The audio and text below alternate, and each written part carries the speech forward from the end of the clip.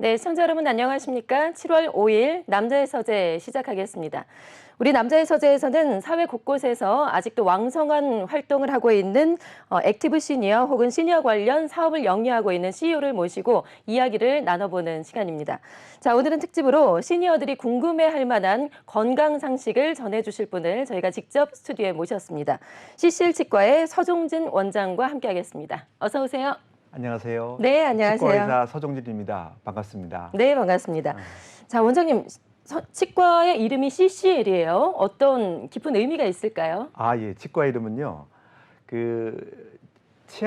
치아에만 중요한 것이 아니라 온 몸에 영향을 미치고 삶에도 영향을 미치기 때문에 예, 예.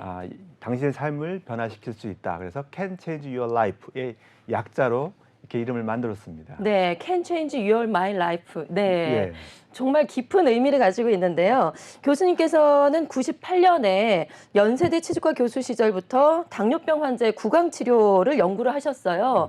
그리고 2008년부터 당뇨병 환자를 위한 임플란트 치과를 또 개원을 하셨고요. 당뇨에 관심을 갖게 되신 계기가 따로 있을까요? 예. 농담으로 이런 말이 있죠. 미국에 처음 갔을 때 거기에 세탁소 하시는 분을 만나면 그 사람의 직업이 세탁소 주인이 된다. 이런 말이 농담이 있었습니다. 네. 옛날에. 제가 처음에 이제 교수가 돼서 주니어 교수가 딱 됐는데 맨 처음 외부 강연을 해달라고 부탁이 들어왔는데 그게 뭐냐면 일반인을 대상으로 하는 당뇨 환자들을 위한 구강 관리법에 대해서 이제 강연을 해달라고 해서 이제 젊은 교수가 예. 처음으로 첫 강연을 갔는데 그게 마침 당뇨병이었어요. 그래서 당뇨 환자들에게 관심을 가지고 그 이후로 쭉 계기를 삼아서 연구도 하고 임상도 하고 발표도 하고 강의도 하고 이렇게 해왔습니다. 네, 당연히 치과 치료, 치주 치료는 중요한데 당뇨 환자가 특별히 주의를 해야 되는 건가요? 당뇨 환자와 치주 질환 어떤 상관관계가 있는 건가요? 예, 당뇨병이 심해지면 몸에 혈관에 염증이 있는 거거든요. 예, 예. 그러면 잇몸의 혈관에도 염증이 생기겠죠. 그래서 당뇨병이 있으면 잇몸이 염증이 더 심해져서 치아가 빨리 흔들리게 되고 빨리 뽑히게 됩니다. 예. 제가 이제 경험을 했을 때 보면 어떤 분이 이렇게 얘기하시더라고요.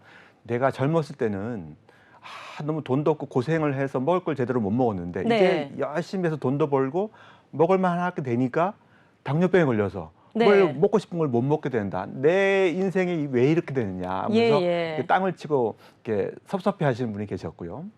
또 그 환자 중에서 당뇨 환자 중에 30대 중반의 여성분이었는데 당뇨가 심해지니까 합병증으로 잇몸에 염증이 생겼어요. 예, 예. 그래서 이가 막 전체가 흔들더니 갑자기 20개를 뽑았어요.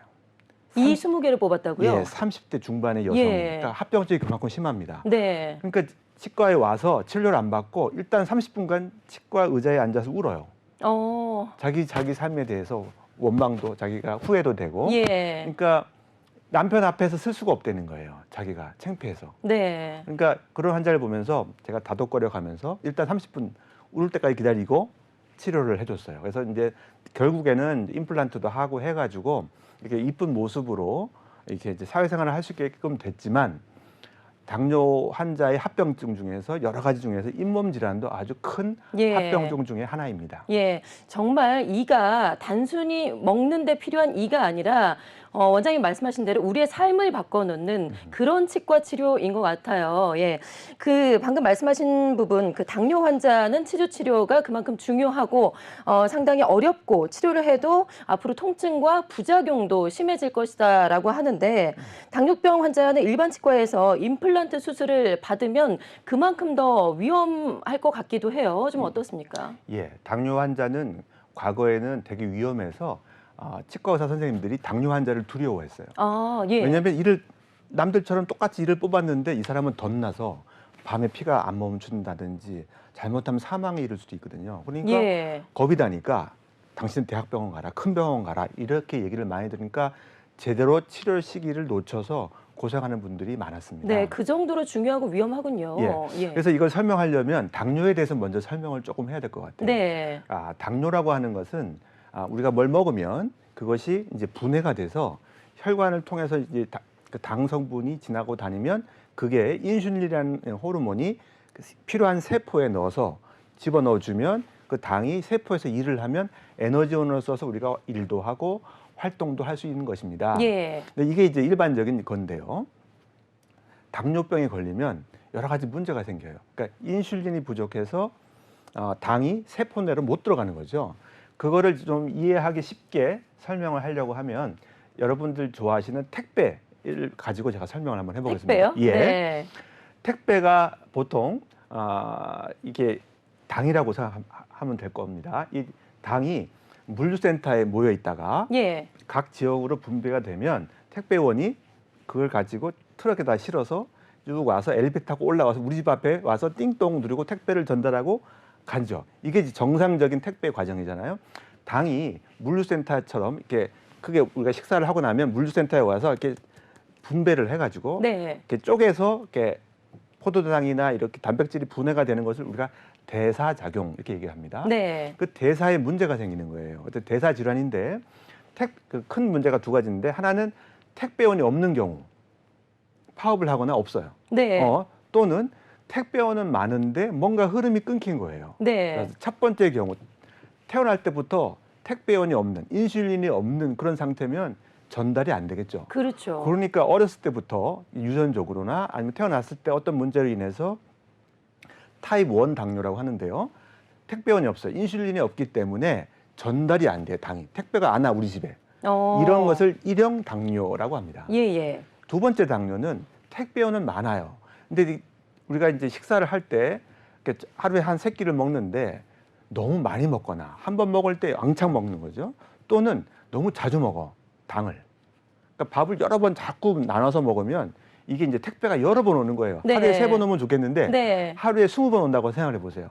택배 받는 사람이 짜증이 납니다. 예. 그러니까 택배원이 와도 집에 없는 척 하는 거예요. 그러면 물건을 못 받겠죠. 그렇죠. 또는 나 일하기 싫어 안 받을래 이렇게 하는 거죠. 그래서 전달이 제대로 당이 전달이 안 되는 겁니다. 그러면 택배가 어디 있겠어요? 엘리베이터에 쌓이거나 복도에 있거나 아니면 도로변에 쌓여 있겠죠. 네. 이런 상태가 되면 그걸 우리가 이형 당뇨라고 하는데 인슐린은 많아요. 인슐린 많은데 우리가 그걸 안 받아들이니 제대로 전달이 안 되는 전달이 거죠. 안 되는 거죠. 그러니까 받는 사람이 보통 그걸 우리가 영어로는 리셉터, 수용체라고 하는데 세포 내 수용체가 인슐린이 하는 거를 저항하는 거예요. 예. 그래서 그걸 이형 당뇨를 인슐린 저항성 당뇨 이렇게 설명합니다. 네. 이해가 되십니까? 예, 택배로 비유해 주니까 훨씬 더 이해하기가 그래요. 쉽습니다. 그래서 이 혈관, 그러니까 도로나 엘리베이터에 차고 넘치는 거예요. 네. 그래서 거기서 감염이 되고 혈관이 무거워져. 혈관이 당이 있는 피들이 막 돌아다니니까 깨끗하지가 안 하고 때로는 택배가 썩어서 부패하고 길거리에서 예. 냄새도 나겠죠. 부패하고 염증이 잘 생기는 겁니다. 그래서 그 당뇨병이 이형 당뇨가 주로 배가 나오고 넘치고 차고 넘치고 오버되는 이런 상태를 얘기하는 거죠. 네. 그 당뇨가 있으면 그 감염이 여기저기 되는데 예를 들면 눈에 그 혈관 있는 곳에 다 감염이 돼요. 예를 들면 눈이 심하게 당뇨가 되면 실명을 하게 되고요.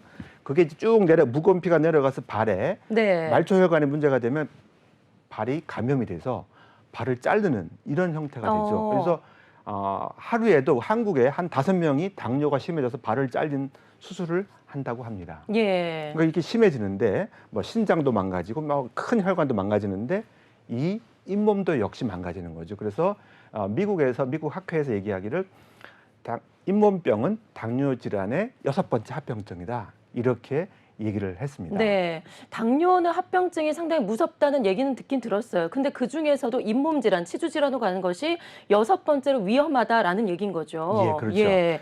특히나 더 이제 합병증, 치주 질환을 이제 조심해야 될 것 같은데요. 그렇다면은 현재 당뇨 환자의 치주 질환은 어떻게 치료를 하는 방법이 따로 있을까요? 예. 예. 당뇨병과 치주병의 관계는 이렇게 보시면 됩니다. 예전에는 당뇨가 심해지면 잇몸이 나빠져서 그걸로 끝이었는데 네. 요즘에 보니까 잇몸병이라고 하는 것이 속성이 잇몸과 치아 사이에 지저분한 것이 껴서 플래그라는 게 껴서 거기에 세균이 더 자라면 치석이 돼가지고 그 염증이 생기면 네. 그 박테리아 세균의 부산물 독소가 혈관을 타고 피를 타고 거꾸로 혈관을 더 나쁘게 만드는 거예요. 그래서 잇몸이 나빠지면 거꾸로 네. 당뇨가 더 심해진다. 단순히 잇몸만 나빠지는 것이 아니라 예. 그 영향이 또 몸에까지 다른 곳까지 영향을 미친다는 거예요. 그렇죠. 그래서 당뇨가 더 심해지는 이런 악순환의 고리가 생긴다라고 하는 논문이 예. 지금 무수히 많이 나와 있습니다. 그래서 잇몸이 나빠지면 잇몸 나빠지는 것이 아니라 온몸이 다 나빠진다. 당뇨합병증이 더 심해질 수 있다라고 이해하시면 되겠고요. 예. 자료 화면을 보시면 치아와 잇몸 사이에 저렇게 세균이 사는 겁니다. 네. 그러면 저 세균이 점점 먹고 나면 세균도 대사를 해요. 그래서 찌꺼기들을 많이 만들어 놓으면 거기에 붙여서 침이 붙고 세균이 또 와서 달라붙고 해서 그 플래그가 점점 아파트, 고층 아파트를 이루어요. 네. 잇몸하고 치아 사이에서. 그래서 50층짜리 아파트를 만들어 놓으면 거기서 난리가 나면서 뼈가 점점 없어지고 치아가 점점 치석이 밑으로 타고 내려가고 그래서 치아가 흔들거리게 되고 녹아내리는 거죠. 그렇죠. 그래서 발치를 하게 되고 이렇게 무서운 병을 잃게 되는 거죠. 그래서 당뇨 환자들은 발치 개수가 훨씬 늘어나고요. 그래서 당뇨병이 있으면 잇몸 질환이 생길 확률이 3배도 높고 3배나 더 높다고요? 일반인들보다? 그렇죠. 예. 그래서 이런 당뇨 환자들은 특별히 출혈을 조심해야 되는데요. 그래서 가능하면 정상적으로 수술을 할 때 칼로 절개를 하잖아요. 네. 절개를 안 하거나 하더라도 최소화해서 수술하는 것이 좋습니다. 그리고 뭐 물방울 레이저라든지 뭐 특별한 이런 다양한 레이저를 사용해서 빨리 아물게 한다든지 또는 그 피 성분 중에서 빨리 아물게 하는 그로스 팩터라고 해서 성장 인자가 있어요. 네. 그걸 이용해서 수술을 한다든지 아니면 또 여러 가지 이제 스프레이 타입으로 빨리 아물게 하는 그런 형태의 약재들이 있어요. 그런 걸 이렇게 치료한 다음에 쫙 뿌려주면 빨리 아물게 되죠. 상피화가 빨리 되니까. 네. 그러니까 치료가 빠르다고 할 수 있어요. 그러니까 핵심은 당뇨 환자는 빨리 아물게 해야 된다라는 것을 명심하면 좋겠습니다. 네. 치주 질환이 있으신 분들 중에서도 무엇보다도 당뇨가 있으신 분들은 이렇게 꼭 전문가에게 가서 직접 치료를 받으셔야 될 것 같습니다. 상당히 좀 위험하다고 하니까요. 그렇다면 당뇨 환자분들이 효율적으로 치주 질환 관리를 할 수 있는 방법이 따로 있을까요? 예. 잇몸 관리는 일반인들과 비슷한데 좀 더 적극적으로 하셔야 됩니다. 예. 예를 들면 칫솔질을 할 때 좀 이렇게 부드러운 칫솔을 쓰시고 힘을 빼고 닦으셔야 돼요. 이를 힘을 꽉 주고 닦으시면 네. 오히려 효율이 떨어집니다. 무슨 피아노를 치든 요리를 하든 운동을 하든 축구를 해도 힘을 잔뜩 주고 하면 오히려 효과가 더 떨어지죠. 그렇죠. 잔뜩 주고 피아노를 잘 칠 수가 없죠. 네. 칫솔질도 똑같습니다. 힘을 빼고 약한 힘으로 살살 오랫동안 닦아서 특히 잇몸도 많이 닦아줘야 돼요. 그래서 잇몸을 잘 닦아주시는 게 제일 중요하고요. 그다음에 보통 사람들은 스케일링을 6개월에 한 번 또는 1년에 한 번 하면 되거든요. 근데 당뇨 환자들은 제가 볼 때는 한 달에 한 번 또는 2달에 한 번 정도 스케일링을 하는 것이 좋습니다. 그러니까 네. 좀 더 자주 치료를 하는 것이 좋고요. 그다음에 당뇨 환자들은 증상 중에 자주 먹고 소변을 자주 놓고 또 하나가 입이 말라요. 구강 건조증이 생깁니다. 당뇨 예. 환자들은. 그런데 보통 숨을 쉴 때나 잘 때 입을 벌리고 자는 분들이 많아요. 제가 당뇨 환자들을 오랫동안 지켜보니까 엑셀 찍어보면 입으로 숨 쉬는 분들이 많은데 입으로 숨을 쉬면 입으로 한번 숨 쉬어보시겠어요? 입을 하고 숨을 쉬면 입이 건조해집니다. 그렇죠. 침이 마르죠. 예, 원래 코로 숨을 쉬어야 되는데 입으로 숨을 쉬게 되면 입이 드라이해지면 네. 세균들이 훨씬 잘 자라고 잇몸병이 잘 생기고 입에서 냄새 나시는 분들은 대부분 다 입으로 숨 쉰다라고 생각하시면 됩니다. 마지막으로 가능하면 절개하지 않는 방식으로 치료를 해서 출혈이 적게 하는 이런 형태의 치료를 하시면 좋겠습니다. 네. 그러니까 원장님이 말씀하신 대로 정말 당뇨 환자들은 수술을 하거나 치료를 받을 때 상당히 유독 더 많이 조심을 해야 될 것 같은데요. 그런데 사실 이가 안 좋아서 임플란트를 꼭 해야 되는 경우도 있잖아요. 예. 그럴 경우에는 어떻게 해야 될까요? 임플란트를 꼭 해야 되는 경우는 마찬가지로 출혈을 최소화하는 그런 타입이 좋죠. 주로 수술을 오전에 해서 좀 컨디션이 좋을 때 하고요. 예. 혈당 체크를 미리 해서 너무 고혈당일 때는 좀 피하고 그다음에 상태를 봐서 너무 저혈당에 빠질 것 같으면 이런 사탕이나 이런 음료수 같은 걸 좀 준비해서 네. 저혈당은 빠지지 않도록 모니터링을 해가면서 수술을 하면 좋겠고요. 계속 체크를 해야 되는군요. 그렇죠. 산소 포화도도 재면서 수술을 하는 것이 좋습니다. 그리고 예. 요즘은 당뇨 환자들한테는 보통 임플란트 여러 개 할 경우에는 이렇게 비절개 방식이 크게 두 가지가 있는데요. 뭐 물방울 레이저 같은 출혈이 안 되는 그런 칼을 쓴다든지 아니면 아예 수술 방법을 비절개 타입으로 하는 방법이 있어요. 그러니까 최소 절개로 하는 수술을 해서 얼마든지 임플란트를 시술을 할 수가 있습니다. 예, 알겠습니다. 꼭 전문가와 상의하시고 수술을 하셔야 될 것 같습니다.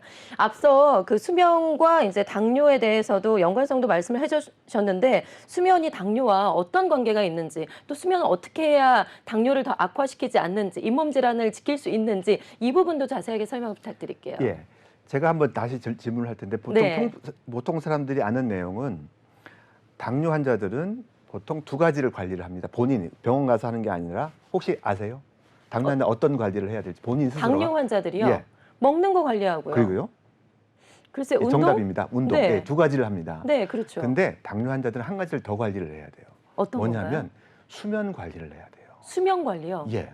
자, 그냥 자는 거잖아요. 예, 그거를 예. 잘 자야 됩니다. 자, 네. 우리 선생님께서 만약에 잠을 보통 뭐 한 6시간, 7시간 자는데 3시간밖에 못 잤어요. 그럼 몸 상태가 어떻습니까? 그 다음날? 피곤하죠. 그리고 예. 스트레스를 잘 받나요? 덜 받나요? 받게 되죠. 많이 예민해지죠. 받죠. 예. 스트레스를 받으면 우리 몸에 코르티솔이라고 하는 그 스트레스 호르몬이 나오거든요. 예. 그러면 이렇게 스트레스를 받으면 혈당이 올라가요. 네. 더군다나 잠을 못 자게 되면 우리가 이런 그 리듬이 있는데 그 리듬이 깨지면서 혈당이 많이 올라가는 그런 일이 생기게 되겠죠. 그래서 예. 잠을 잘 잘 수 있도록 저희가 조치를 취하게 됩니다. 음. 어떤 방법을 취하냐면 네. 잠을 잘 때 가장 중요한 것이 혀입니다. 혀요. 예. 처음 보통 들어보는데요. 처음 들어보시죠? 네. 그래서 제가 설명을 드릴게요.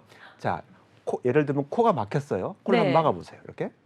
네. 그리고 숨을 쉬어보세요. 입을 벌려야죠. 예. 그리고 혀가 어떻게 될까요? 올라가나요? 내려가나요?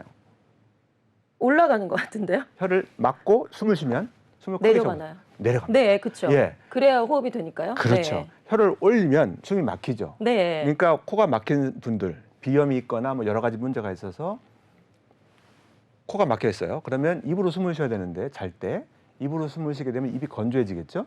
그리고 혀가 밑으로 떨어져야 네. 기도가 열려서 산소가 왔다 갔다 합니다. 그러니까 그런 분들을 보면 혀가 엄청 뻣뻣해져 있어요. 맞아요. 예. 그럴 때 있어요. 예, 혀가 뻣뻣해져 있고 더군다나 누워서 잘 때 혀가 더 꺼져요. 네. 뒤로. 그러면 기도를 막아버려요. 그러니까 코를 골게 되는 겁니다. 기도가 좁아져서. 예. 그리고 이렇게 자고 나면 엄청 피곤합니다. 그 이유는 충분하게 산소가 업테이크가 공급이 덜 됩니다. 들이마시질 못해서요. 예. 입으로 숨쉬기 때문에. 네. 그리고 기도가 좁아지고. 그래서 어떤 분들은 이래 때문에 양압기를 써요.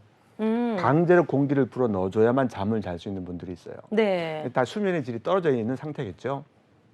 어쩔 수 없이 하는 거죠. 그래서 이 당뇨 환자들의 경우에는 어떤 특별한 장치를 써서 입안에 쏙 이렇게 본을 떠서 환자의 맞춤식으로 장치를 껴주면 잠을 깊이 자고 더 편안해지고 산소가 더 잘 공급이 되는 이런 장치를 저희 병원에서 개발을 해가지고 네. 지금 사용을 하고 있는데요. 제가 한 800명 정도 사용을 해봤는데 환자들이 깊이 잠을 잘 수가 있고 그러고 나면 충분히 잠을 잘 자고 여러 가지 호르몬의 영향을 좋게 만들기 때문에 결국은 수면의 질이 좋아져서 당뇨에도 좋은 영향을 끼칠 수가 있는 겁니다. 지금 화면에 나오고 있는데요. 저게 바로 구강 내에 끼게 되는 수면 장치라는 건가요? 예, 그렇습니다. 지금 CCL 치과에서 개발을 하고 있고 곧 있으면 이제 실제 만나볼 수가 있다라는 거죠. 그렇죠. 예, 알겠습니다. 예, 그러면 말씀해주신 치주 질환이나 수면 문제를 직접 우리가 판단해 볼 수 있는 자가 진단 방법이 있을까요? 예. 잇몸이 나쁘다 하고 하는 걸 본인이 느낄 수 있는 방법은 첫 번째로 칫솔질 할 때 피가 묻어나는 겁니다. 피가 예. 묻어난다는 건 혈관이 확장돼 있다는 얘기거든요. 염증 때문에 부어 있다는 뜻입니다. 그래서 피가 난다. 그러면 이거는 아프지 않더라도 내 몸에 잇몸에 염증이 있다라는 것을 알 수 있고요. 또는 이렇게 부어서 약간 솟는 느낌이 날 수 있어요. 치아가 부으면 네. 치아가 살짝 움직이면서 위로 올라옵니다. 치아가 올라간다고요? 예. 잇몸이 부으면 치아가 살짝 위로 올라와요. 예. 그러니까 딱 씹으면 뭔가 조금 높아진 느낌이 들어. 맞아요. 있어요. 예. 스트레스 받아서 잇몸이 부었을 때 예. 약간 그런 느낌을 받은 적이 있어요. 그리고 시리거나 또는 치아가 살짝 흔들리는 느낌 이런 게 있으면 내가 잇몸병이 있구나 네. 라고 이해하시면 되겠고요. 또는 흔들리지 않는데 입에서 냄새가 많이 난다. 그러면 안에 세균들이 많이 있다는 얘기거든요. 그래서 그것이 치주 질환이 있다라고 이해하시면 되겠습니다. 네. 그리고 수면 장애가 있는 걸 아는 방법은요. 자고 일어났을 때 입이 말라 있다. 그러면 입을 벌리고 잔 거예요. 그동안. 그러니까 그거는 수면 장애가 있는 거고요. 자고 일어났을 때 머리가 좀 무겁고 어깨가 좀 결리고 이럴 때는 힘을 꽉 주면서 호흡에 문제가 있을 때 이런 현상이 생깁니다. 그리고 잠을 잤는데 낮에도 계속 피곤하고 그리고 이게 쉽게 잠이 힘든 것도 이 수면 장애의 하나의 예가 될 수 있겠습니다. 네, 지금 CCL 치과에서 만든 수면 자가 진단표가 나가고 있는데 7가지 체크 상황이 있습니다. 한번 자세하게 읽어보시고요. 본인이 이제 어디에 해당이 되는지 한번 자가 진단 체크를 해보시는 것도 좋을 것 같습니다. 체크 몇 개 이상이면 바로 전문의와 상담을 해야겠죠? 네, 어느 네. 정도면 가야 될까요? 보통 저 중에서 한 2개 정도 이상이 있다면 자기 네. 잠에 문제가 있는 거고요. 한 4개 정도 있다 그러면 좀 심각하다 이렇게 이해하시면 되겠습니다. 네, 당장 병원으로 가셔서 전문의와 상담을 해보시면 좋겠습니다. 늦으면 늦을수록 병을 키우게 되는 거잖아요. 그럼요. 네. 자, 원장님께서는 직원이 그런데 입사할 때부터 당뇨병 환자 응급처치와 또 당뇨병 환자 관리 방법을 중점적으로 교육을 한다라고 들었어요. 당뇨 환자분들에게 대한 교수님의 진심이 정말 느껴지는 것 같습니다. 그렇게 하시는 이유가 또 따로 있을까요? 예. 환자들 잘 대하려면 직원들이 충분하게 이해를 해야 되겠죠. 그래서 네. 정기적으로 세미나를 하면서 당뇨 환자들에 대한 이해도를 넓히고 또 그 병에 대해서도 많이 알게 되고 또 직접 강의를 시켜요. 직원들한테. 그래서 당뇨 환자들에 대한 어떤 특별한 면들을 이렇게 강의를 하다 보면 자기들의 이해 폭이 넓어지기 때문에 이렇게 돌아가면서 세미나를 많이 하고 있습니다. 네. 우리가 건강하다고 하는 거는 잘 먹고 잘 자고 잘 싸고 이러면 건강한 거거든요. 그래서 건강하려면은 그러니까 일단 잘 먹고 잘 싸려면 이 치아가 병이 없이 잘 식사를 하고 그다음에 좀 천천히 식사하는 게 중요합니다. 당뇨 환자들은 특별히 예. 천천히 먹고 오래 씹어야 되죠. 보통 우리가 한 3분을 씹어야 되는데 보통 3번 정도 씹고 넘기죠. 그렇게 되면 흡수가 덜 되고 위에 부담이 됩니다. 네. 흡수가 덜 되기 때문에 여러 가지 장애를 일으키기 때문에 건강한 치아로 건강한 잇몸으로 천천히 오래 최소한 3분 이상은 씹고 넘기는 이런 것이 중요하고요. 또한 잘 자는 걸 말씀을 드리면 잘 자야 자는 동안에 우리가 몸을 청소를 해요. 신경도 청소를 하고요. 세포도 청소를 하고 우리 몸을 스스로 낫게 하는 기간이 수면 기간입니다. 그래서 7시간 정도는 자주는 것이 아주 좋습니다. 이제 100세 건강 시대인데요. 우리가 이 100세를 건강하게 살려고 한다면은 우리가 지금 3가지를 말씀을 드릴게요. 가능하면 미리 예방을 해서 병이 생기지 않도록 잘 닦고 정기 검진을 자주 해서 스케일링을 좀 자주 해서 당뇨 환자들은 잇몸이 나빠질 기회를 제공하지 않는 것이 중요하겠고요. 2번째로는 건조하지 않게 입을 수분을 충분히 적셔주고 그 다음에 잘 자거나 평상시에도 코로 숨쉬고 네. 죄송합니다. 입으로 숨쉬지 않고 코로 숨쉴 수 있도록 하시고 병이 생겼다고 하면 가능하면 비절개식으로 출혈이 적은 치료를 해주시면 좋겠습니다. 네, 알겠습니다. Can change your life. 이를 잘 관리하셔서 인생도 잘 바꿔보시기를 바라겠습니다. 지금까지 CCL 치과의 서종진 원장과 함께 이야기를 나눠봤습니다. 오늘 말씀 고맙습니다. 감사합니다.